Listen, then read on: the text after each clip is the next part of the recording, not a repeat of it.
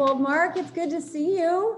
Nice to see you. I'm good. Thanks for lunch, by the way. Oh my gosh, thanks for joining me for lunch, and thanks for, joining us on our Marketing on Rye podcast series. We really appreciate you being a part of it, and thrilled to break some bread with you. You bet. Me too. Thanks. And yeah, things are great. And what exactly are you eating for lunch today? So today I am eating the closest thing to a club sandwich that Panera Bread has to offer. So yes, a club sandwich, because secretly that's my favorite sandwich. That's a really good sandwich. As luck would have it, I'm eating Panera today too. I have a Fuji apple salad and some broccoli and cheese soup. But I'm interested in why a club sandwich? Tell me about, why a club over a roast beef? Yeah, so I am, first of all, I'm a very regimented person, and I have traveled for years, and my hotel of choice has always been Marriott for whatever reason. And the most consistent thing on their menu is a club sandwich with fries.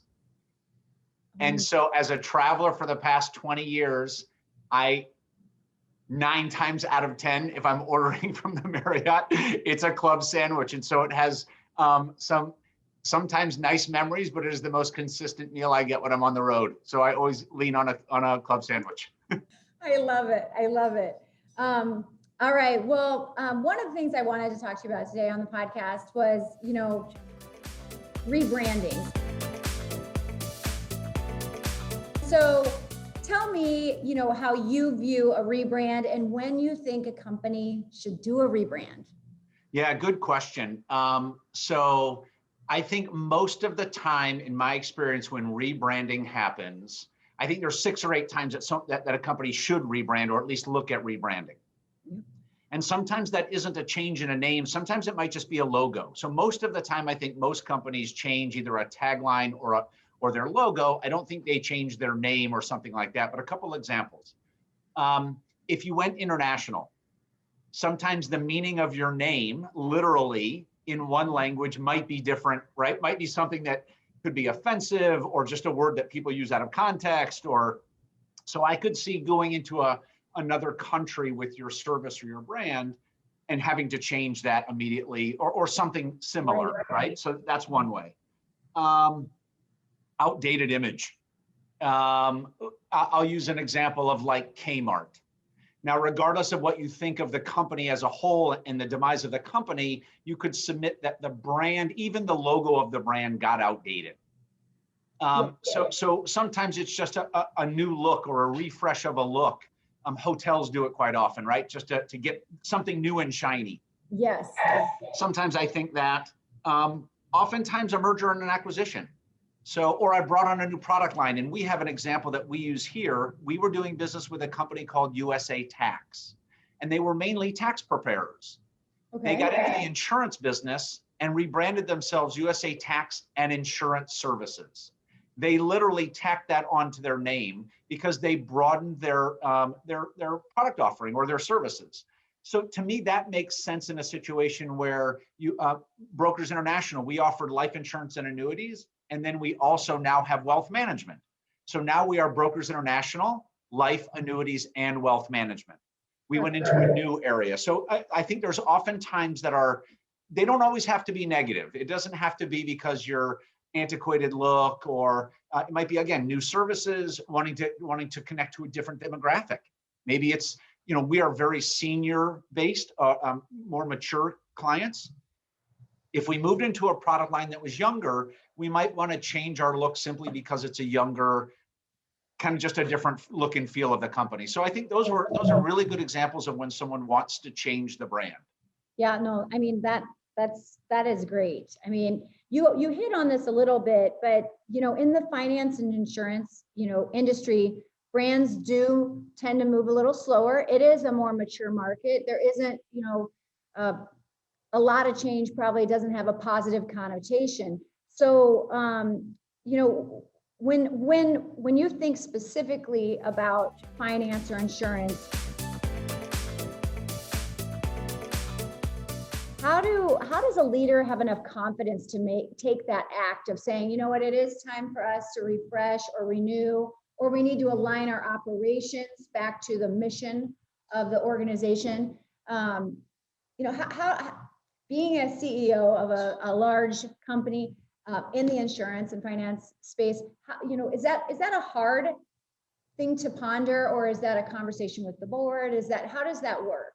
Yeah, great question. So specifically for us at Brokers International, we take pride in the voice of the customer. So we take a lot of time every year to survey, question, get firsthand information from the voice of our customers. So how is our service level? How are our products and services? Are they attractive in the marketplace? Are there competitors that are doing something that we should be doing? So we literally ask our customers. So oftentimes it's direct feedback. Literally our customers are telling us, hey, we're not looking at you as much, or we have a competitor doing something interesting in the space that you might want to look at. So number one is the voice of the customer. That usually provides me 60 or 70% of my confidence, as you said, right? I'm getting regular, consistent feedback from our customers. So that's kind of examples I thought of for this conversation.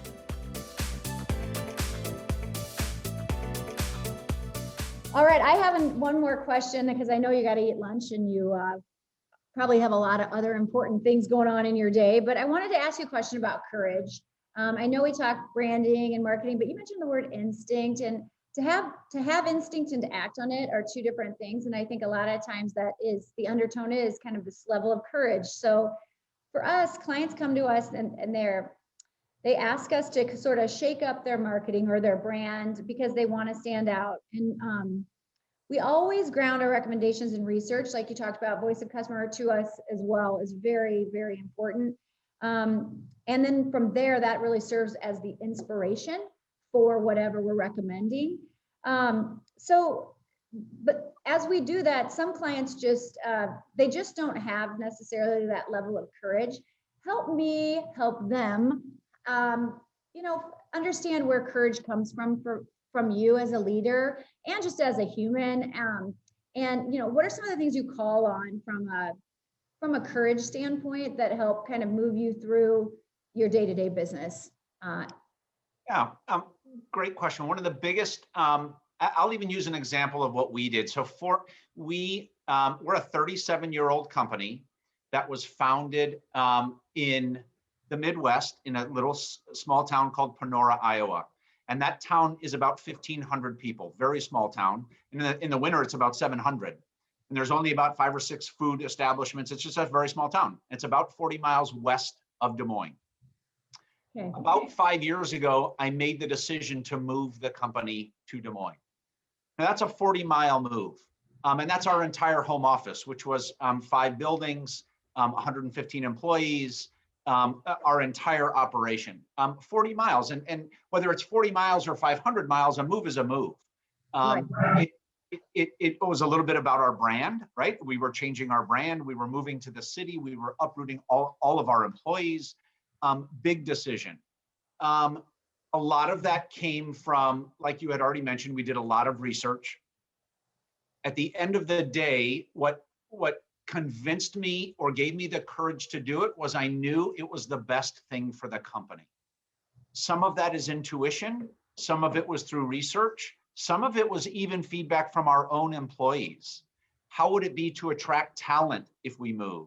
How would it be to host our customers at an event? Would it be easier? Could we do it with more people? Could we offer more services if we were closer? Those kind of questions. And ultimately, it did become a question of confidence, but confidence for the future of the company. Not necessarily for me or even for our employees, but overall, what's the best long-term decision for the company? And that's really where I got my confidence. It's kind of the old T-chart, right? One side is the con and one side's the pro, and you just make a list. As simple as that, when the pros started to outweigh the cons, I had enough confidence to say, this is the right decision. This is a decision we have to make. And not even for my tenure at the company, but for the strength and the stability and the longevity of our company, it just made the most sense. That's probably the best example I can give you that's recent for us. I mean, that is a big decision. And I think sometimes it does come down to being that simple. The human truism of just asking people what they think and then taking that data in, doing a T-chart, pro and con it. Sometimes I think, we complicate things as business leaders, and sometimes we don't. And that's a really great example of how you simplified, you took a simple approach to a complex issue, and it sounds like it ended up just great. So thanks. And in hindsight, it was one of the best things that we did, not only for the overall health of the company. We found we were attracting better talent easier. Yeah. We found that it was easier to connect with our customers. It was, we are actually offering more services today than we offered 5 years ago, because logistically it made more sense and it was easier to do and more cost efficient. So at the end of the day, it did work out well for us. But if within that first 24 months, I can tell you I second guessed myself quite a bit, but in the long run, it worked out. Well, thanks for sharing that part too. I mean, one of the things I love to do is just learn from other great business leaders. You are one of the most stellar guys I've met in business, and I really appreciate you being a part of this. I can feel your energy through the Zoom call, believe it or not, through the podcast. And I from the day I met you, I was like, I'll have whatever he's having. So how about we both just have a bite of our sandwiches and do a little cheers to one another. And I want to thank you so much for being a part of this and sharing your lunch with me. You bet. Thanks to OBI. OBI does a great job for us at Brokers International. So I want to thank you, and thanks for the opportunity to be on the podcast, and thanks for lunch, my club sandwich. Thanks, Mark. Thank you so much. Take care. Have a great day.